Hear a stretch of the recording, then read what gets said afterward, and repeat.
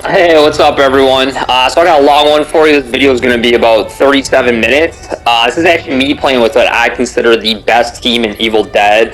These guys are absolutely amazing. They're fantastic at this game. They're the best players I've played against.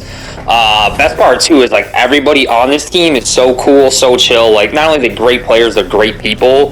Not everyone is on their team to be included here. So shout out to Chris Yelvington, Bamager Jan, and then Bacon Grits as well. Henry Evans too. Those are the other players that play on this team. Jared James Poor as well. So what we're going to be doing here is we had this amazing game with this amazingly good warlord. This guy was fantastic as a demon. He was one of the best players. And then at the very end of it, he goes to do the book rush. So I made a video on it previously. I was told kind of how to counter it, but I never really got onto a team and did it myself. But after I was playing with the best players, I was on the mic with them. I have a way better understanding of it. So if you guys don't want to watch like the full clip, full video, totally get it. But if you want to learn how to actually counter the book rush, just skip right to the end. I'll be able to teach you there. The book rush is like literally how a lot of these demons are winning. A lot of the quote-unquote best demons, if this gets taken away, they're not winning like probably I'd say about half of their games, guys. So like this is what is carrying a lot of demons, and I mean that, carrying them. So once like survivors as a whole get to figuring out how to counter this, these demon win rates are going to drop, guys, because they're not going to know what to do. They're basically relying on this to break the book at this point. A lot of these streamers, I should say, at least. So pretty much we'll go through the game. I'll just commentate like over it, like what's going on, what we're talking about in the party, like what our game plan is. And then at the end, I'll try and get as specific as possible because I really want people to learn how to counter this. I see so many teams, so many people just lose because, you know, the book's getting shredded. It's, you know, 15, 20% of it's gone before the timer starts. And even like the best teams, the best players, like if that book is shredded that much, they're probably not gonna be able to come back from that. And then unfortunately, guys, like if you're in solo queue, duo, you're not on mics, like you're probably gonna lose every game at the book to a book rusher, okay, guys? Like this takes all four people coordinated. It takes all four people knowing what's going on. So it really stinks out there for the solo queue players, the players who aren't on mics. Because there's not really much you guys can do, because like I'm sure everyone's seen it where, you know, someone's dead on the ground, someone pops the dark ones, now he's dead, right? Like people don't even pay attention to that. So having to counter the book rush is even more rough. And real quick before we get into game two, shout out to Zarko's team. I've seen them play a lot, and their justice is fantastic. I don't want like any sort of like competition or anything. What's crazy about like both those teams, they're both like this team and then Zarko's team.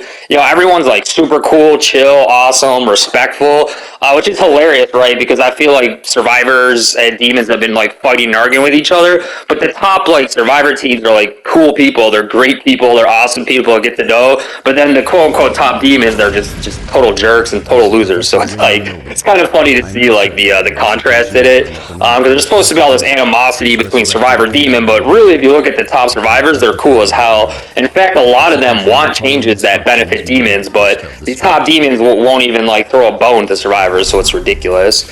And the only reason, guys, I love this team the most is like it's really just their play style. Like I'm sure Zarko's team and this team have very, very similar win rates, which is like win every game. But the reason I picked this one is just simply on style points. So it's no competition. It's no, you know, who's got the bigger Johnson. It's just literally just style points. So this team literally just doesn't really use cars, right? Like they walk everywhere. Which is funny, right? Because what you hear a lot from like the demon community is like, oh, cars, cars, cars. Survivors only win because cars. This is the best team out there, guys.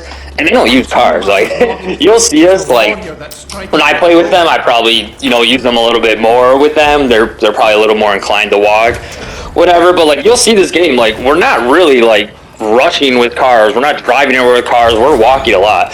So it's funny because like you also hear too from the demon community, oh, you have to flip cars. You have to flip cars. Like no, flipping cars is nub stomping. Okay, you're not gonna win against this team flipping cars. You're not gonna win against Zarko's team flipping cars. Like you're not gonna beat the top teams flipping cars. All you're doing is nub stomping. So all the people that cheered on, all like the fanboys, all that stuff, congratulations. You're watching someone beat up on people who are inexperienced and don't know what they're doing. But if these people ever like customed, which I know that word scares them to death, custom like these teams, you would see that the car flipping is completely stupid and it's just nub stomping. So we'll get into it. So game starts. Obviously, we're just trying to get our loot up, try and get as much as possible. Right here, get crazy lucky. Get the legendary shovel. So your boy Pickle about to put in that work.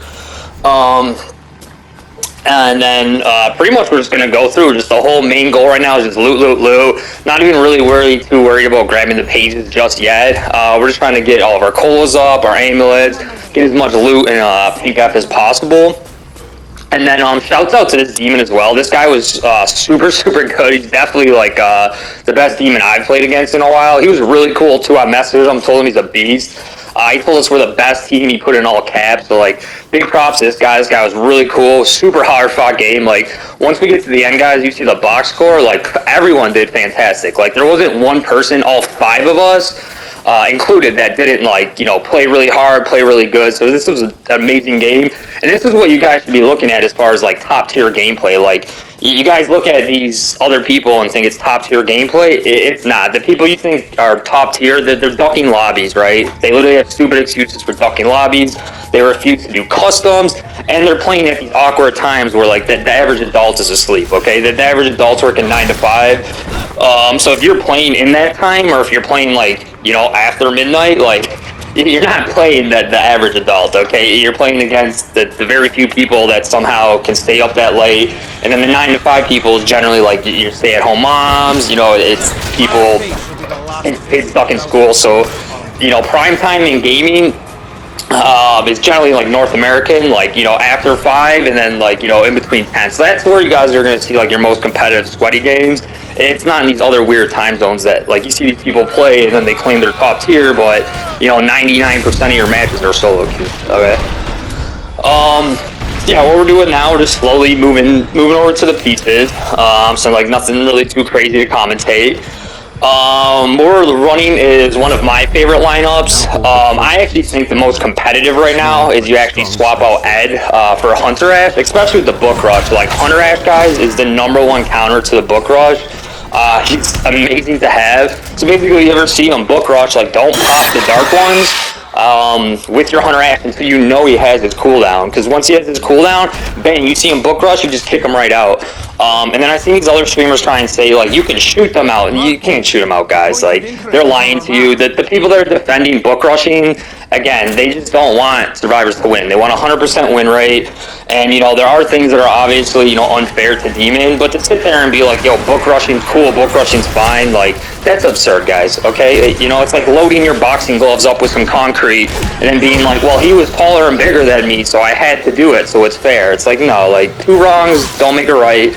So the people that sit there and defend it, or like try and say it's cool, or like the fanboys that ignore that their favorite streamer's doing it, it's like, come on, dude, like have some common sense, guys. But yeah, as you'll see here, again, we're not getting in cars, we're not rushing cars, so like, top tier gameplay, guys, is not necessarily just rushing with cars. I know other teams do it, and like that's the way to prefer, and you could probably get to the W a lot sooner and quicker that way, but I don't know, I've played on other teams, shout out to like Clutch Rounds, Dixie, Cosmic, some of the best players I've ever seen, definitely 2 of the best hunters, definitely one of the best Cheryls I've ever seen. They don't use cars either, and they're like, trust me, they're top tier players, so this whole car flipping thing's nonsense. A lot of the best players don't even care for cars, right? They're not even using them. They prefer the fighting, they prefer walking around getting the loot. So the community's been like tricked and manipulated into thinking car flipping helps, and that it actually does something. What it clearly does it. But yeah, I don't want to make it too much about like the silliness of that, but like really, you guys should see the contrast of like what an actual good team looks like and what the complaining from the Demon community looks like. So it's completely different, and you guys would know this if people played at appropriate times, or people just manned up and customed the actual good teams and did it on stream. So actually, fans of this game and the participants who watch this game can actually see what it looks like, instead of that person just beating up on solo queue players and then being like, wow, he's so good. Well, no, like, what would happen if you played this team? He'd be destroyed because he doesn't even have practice playing against teams this good. Yeah, at this point, we're just working it through. Again, like, coordination is huge, guys. We're on the mic. I apologize, I don't have, like, the game chat, but, like, when you play this game, like, coordination is key, okay? Like, calling everything out, especially if there's a possession on you guys. Like, if you guys are solo duo queue players, like, don't be afraid to turn on your mic. Like, the few times I was in, you know, solo, duo, trio lobbies, turn the mic on and talk to people. I've never had one person, like, get mad at me, attack me, like, be mean to me. In fact, I generally got the complete opposite. Like, everyone was nice, cool, everyone wanted to work together. So guys, don't be afraid to turn your mics on, like, especially if, you know, you want to win these games, you want to make friends. Because my other advice, I always been telling people from day one in this game, where everyone was like, you know, Survivor's impossible, I can't work in solo queue. And people hate when I say this. I know I get some negative feedback. The number one step to winning in solo queue is don't play solo queue, guys. It's try and make friends, okay? So, like, if you see someone who's, like, giving you ammo, you know, you're a warrior, they're giving you amulets, you see a Cheryl that's healing, you see a hunter that's just killing everything, like, add them. Send them a message. Tell them they're really good. Like, you know, if they're cross-platform, you can use the in-game system to make friends. So, if you guys are struggling in solo queue, I've been saying this, again, I've been playing asymmetrical games since Dead by Daylight came out, so I'm, like, over 5 years playing them. Like, and you're struggling in solo queue and it's making you upset, but you really like the game, want to keep playing it, step one, try and make friends. So, once you get more people on your team, it's going to help you out a lot more. And then a lot of this just comes with experience of playing with each other. So it's like, you know, knowing what someone's, like, weapons they're going to use, knowing their build, knowing where they're going to be. Like, so a lot of it just comes with experience of playing with each other. And then, like, for, like, the power role should dominate people that aren't experienced or not coordinating. So it's very important that you get that stuff. And I just don't feel it's really fair to the power role for, like, solo queue people to be like, hey, I never win, change the game for me, but they're not even attempting to, like, try and make friends or get on a team, right? So yeah, again, we're just going through. Yeah, we hopped in a car, but again, like, no rushing, nothing like that. Not even park date on the objective, nothing crazy. We even get out early.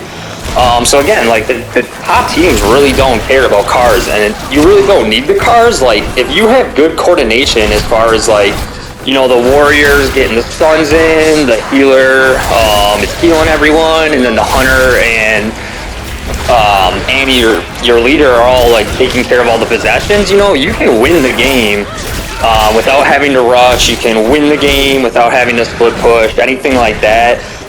You know, blocking the book, any of that stuff. Like, you can just win these games just purely based off teamwork, guys, like, and coordination. And again, even props to this. Even said us, he said we're the most coordinated team, which, you know, we're all on lights and we're all calling everything out. So I could definitely see how he felt that way. But again, you guys, all this stuff the demons complain and cry about, you don't got to do any of that to win, guys. You can literally just use, like, good fighting, good dodges, good timing, like, good heals and all that just to beat the demon. Like, this team does not even care if the demon gets to max level before the book, right? And then we'll get into that, like, later as to why, but, you know, if you guys just have good team, good coordination, you can win this game. And then it doesn't necessarily, before people say, like, make survivors OP, which, you know, in every asymmetrical game, guys, the survivors on a coordinated team need to be OP. I see a lot of people crying that they can't fight against God squads, they can't win God squads. You guys shouldn't be able to beat God squads, right? Like, you should lose. Like, these guys have beat me up too, right? Like, you know, I still have really good games against them, but, you know, at the end of the day, it's really hard to beat them. But if you played them enough, like I'm telling you, you can still probably have, like, you know, some decent amount of wins. But if asymmetrical games, if we don't give solo queue players a chance, like, the games are gonna die, guys. Like, everyone always wants these balance changes, all these changes. When you think of changes in these type of games, guys, like, you have to realize the majority of the player base is solo queue players. Okay, the money is in solo queue players. So if you like the game, and even though you're, like, you know, your survivor always plays on a team, or you're on the power roll, you guys gotta understand that you are being entitled and unrealistic if you want the game to be mainly based around your gameplay, okay? Because these companies are a business, right? They're out here to make money. As much as, you know, they probably love Evil Dead, I think they did a fantastic job. They paid, you know, a ton of honor to it. I think this is a great representation for the franchise. At the end of the day, the bottom line is the bottom line. They got to make money, guys.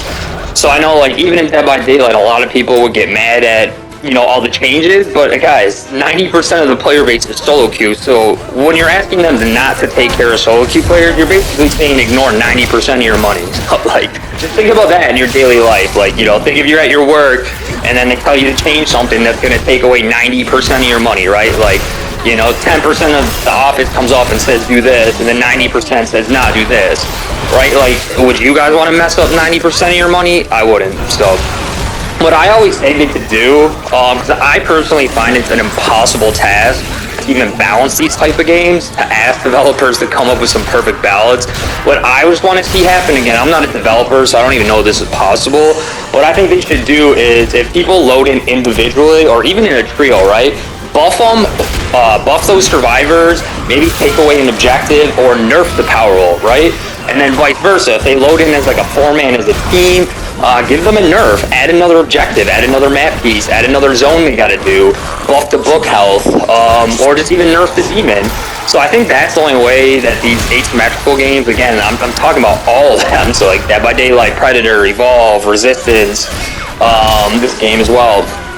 I think that's the only way they can do it, guys. Like, I think asking developers to come to this perfect balance is absurd. It's an impossible task, and that's why there's so much animosity always between the two groups, the survivor and the power roll. It's because everyone wants this perfect balance, and then the developers are stuck in the middle of it. It's like you're at a bar, and then a husband and wife are on both sides of you, and they're both fighting and complaining, and then they're telling you all these crazy stories about your relationship, and you're like, you're just in the middle of this fighting and this bickering that, like, there really is no solution to. So again, the only way I can see it happening is, like, and again, I don't know, maybe the developer can tell me it's even possible, is if they actually, like, change the game per how people load in. Because, that's the formula for asymmetrical games is, the good demons or the good power roll is going to stomp out the solo queue / uncoordinated, inexperienced. But the God Squads and the SWATs are going to come stomp out, even the good power rolls. So I think that's the only way they can fix it, to be honest. But, yeah, back to the game. So, like, in the zone, just, using as much good teamwork as possible, calling everything out. Cody Lodi is doing absolutely fantastic as far as, like, healing, keeping everyone alive. Sushi and Ada just popping shots everywhere. My goal is just try and get the stuns, take the aggro. So really when you're playing, like, I'll speak for, like, my role. Like, when you're playing warrior guys, like, your main job is basically two things. It's to take the aggro, so try and get in between, like, you and then, or not you, excuse me, your teammates in the possession. So try and take the hit since you're, like, the tankiest, you got the most health. You probably have tougher than hell on. And then again, Henry, I could just, pop my OP ability, which definitely needs some sort of nerf, guys. Like, Henry is pretty OP right now. I still always find it funny that, like, Henry still got his ability, but then yet they nerfed, like, support Ash. I always thought that was kind of, like, I don't know, almost kind of ridiculous, but it is what it is. But I agree, he needs a buff. So yeah, what we're doing over here too is basically, I think we're running low on colas. So before he spawns to the next zone, like, okay, well, let's hit the tunnel. Try and get as many colas back up as possible. And then right here, I could have just popped my power probably and went after him, but I think I was saving it just in case Sushi went down. But guys, when Henrietta farts, like, if you're warriors, like, everyone should just pull out the gun and shoot Henrietta. Alright, so, like, even if, you're a warrior and you don't do much gun damage, if the whole team just pulls out guns and starts shooting her, she is going to die, right? So, like, don't be one of those people that, like, runs at her and is meleeing and gets, loses all your health, now you're losing, draining colas. Just pull out the gun and just kill her. And then that's why I love Annie the most, is I feel like Annie's a super hard counter to Warlord. And Warlord's probably the strongest demon currently right now, just because she's the best at breaking the book. And then what Annie's going to do for you is two different things. So she's going to help you get tons of stuns, which is major, guys. Like, stunning the Warlord is the #1 way to win, okay? It's not really necessarily damage, all that. It's just getting stuns. Like, just keep them stunned. They can't do anything, right? They're not going to puke on you. They're not going to do damage. They're not going to hit the book. Just stuns, right? And then what's great about Annie is you shouldn't ever really be turning on her power until the boss drops, right? So until you see a boss, you should more than likely just be chilling it. Obviously, if they're, like, below level 10, use it as much as you want. But really, what you want to look at her power is just a boss killer, right? So if she turns that power on, now everyone, even the warriors, will start shooting, right? You will drop the boss, so she's amazing. And then since we're talking about, like, counters, So what people need to realize in this game too, I see people screw this up all the time. I've had people like get in arguments with me about it, but it's just absolutely ridiculous. So guys, when the 3 demons, right? When you go to pick up a melee weapon, you need to make sure you have the correct weapon, because I see people mess it up all the time. Or people are like, hey, I run a dismemberment build, so I'm only gonna grab sharp weapons, or I only run blunt, so I only grab blunt. That is the incorrect way to play, guys. Like, your warriors, you should be spec'ing to both, okay? You should have at least 1 point in each of the dismemberment, just the 25% is fine.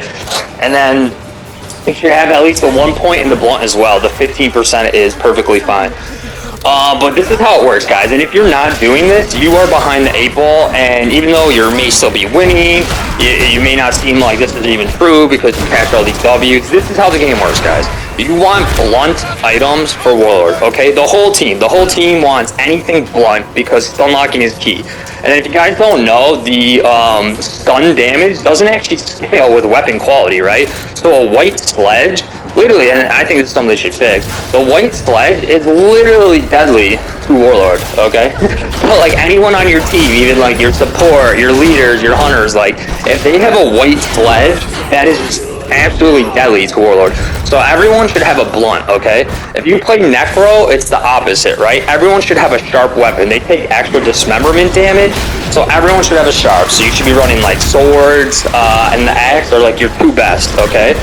So that's really how you should play those 2. And then with Puppeteer takes extra melee damage, so it doesn't actually matter if you go blunt or dismemberment. All you really want versus Puppeteer is just the best quality weapon. So again, I'll go over that real quickly. If you're not doing this, I don't want to hear, hey, I win every game at Survivor and we only grab sledges, or I only run dismemberment build, so I'll never switch to blunt, right? You can be doing better if you go blunt. The whole team goes blunt versus Warlord, dismemberment versus Necro, best quality weapon versus Puppeteer. That's the best way to do it, guys. And then back to the game, sorry, like, as you can see, we're only moving to the second objective. It's at 11 minutes. And again, like, we're not driving cars, we're not rushing cars, like, and good on this guy wasn't flipping any cars. If he was flipping cars, he'd probably be so much far behind, like, you know what I mean? He'd be so much more far XP behind, we have so much more loot. So, like, this guy's actually a really good demon, and if he was, wasting time flipping cars, this game probably wouldn't even be nearly as close. We probably would have just steamrolled this guy. So this guy did better because he didn't do the meta of what these demon mains try and tell you how to play. But again, like, as far as like the teamwork, it's just pure coordination. You just want to always be calling it out, always be on the possession. At this point, it seems like the demon, he was just like targeting Sushi. You start to see that, like, he kind of just takes Sushi and just goes after him. And when you see that stuff, like what it should be doing, especially like me, I probably messed it up a bunch, is if you see ever that someone's being targeted and you're the warrior, you want to make sure you stay by that person's side, right? So like I could like recognize it and then stay next to Ed. So like right here, I think this is when he starts to just target him for the rest of the game. Like it should be my job right now to like hug his hip, right? Like to be his best buddy. Make sure he's not getting targeted, right? And then if you're the person being targeted, this is really important too, guys. I see people mess this up. They'll like run super far away from the team. They'll run somewhere by themselves. Run to your warrior, guys, right? Like dodge to your warrior. Get near your warrior. Like don't run away. If you're being like targeted, you can tell like he keeps possessing and going after you.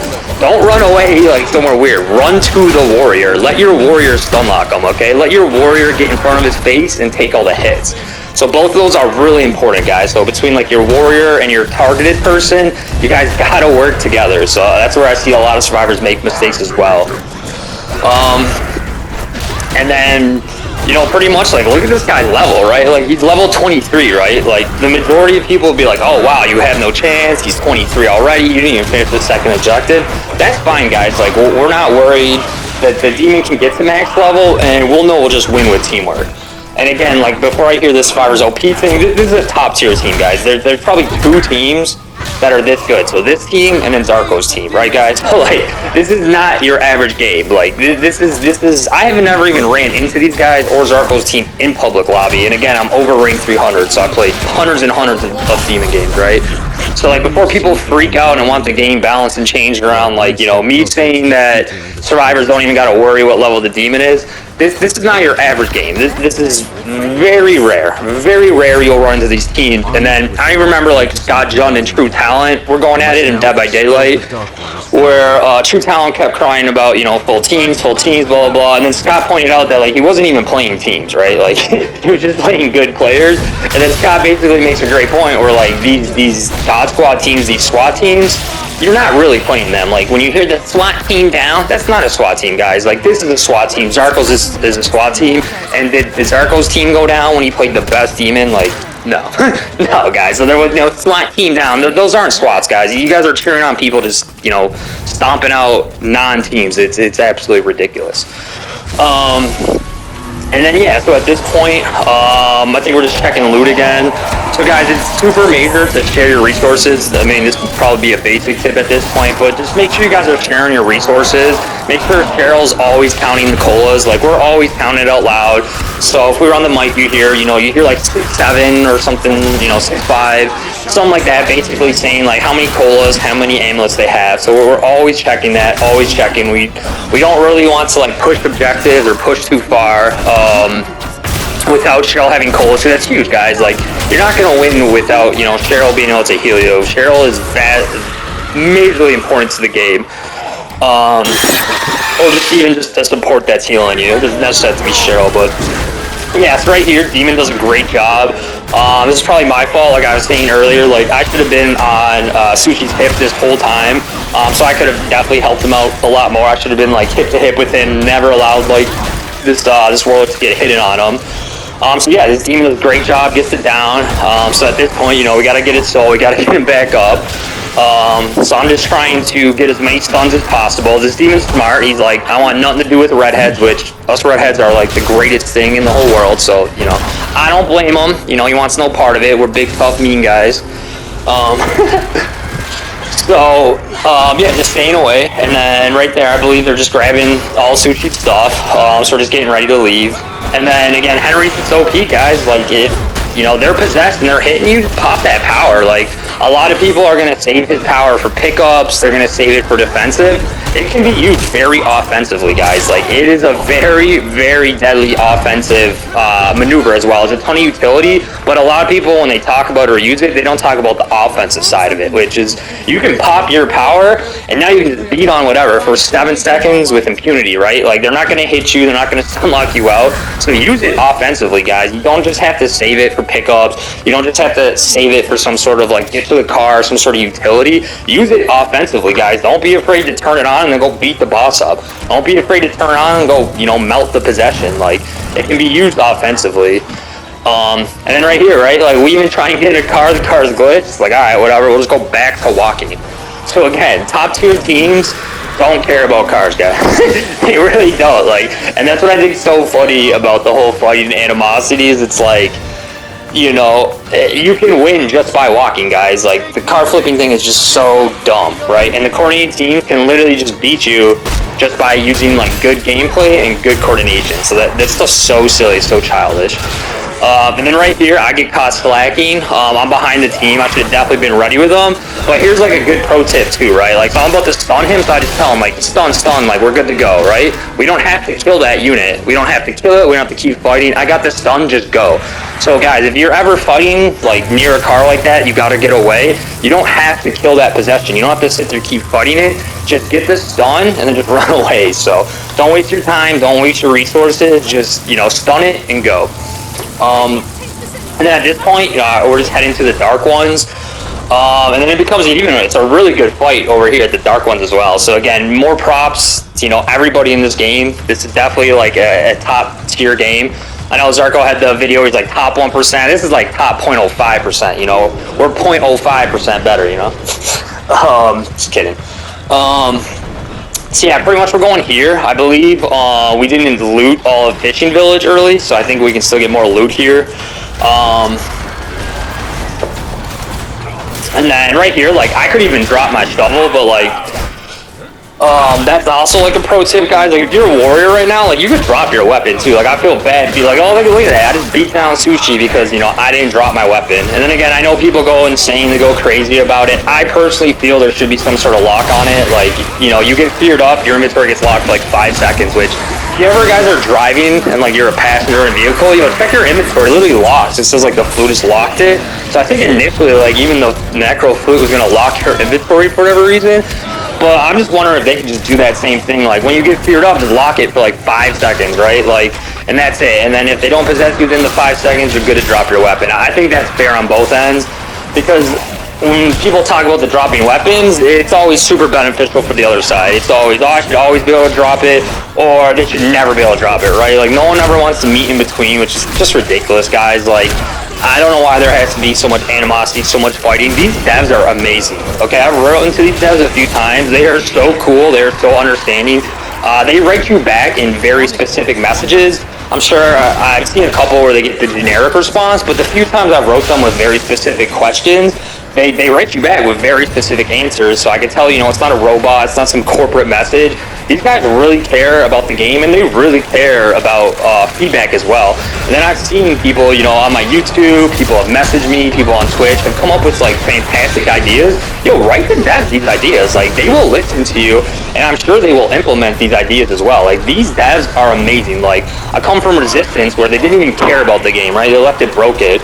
Or you can go look at like, Dead by Daylight, where majority of the community wants one thing, and then the devs just go, nope, and they just change like something like the community doesn't even want. Like, and even when the community is like completely like together in that game, and they're like on the same opinion, the devs in that game still don't even care. They just do what they want. So like, you guys need to leave these devs alone. I know a lot of the demon streamers are complete jerks to them and super mean and disrespectful because they want 100% win rates, and they're not getting that currently.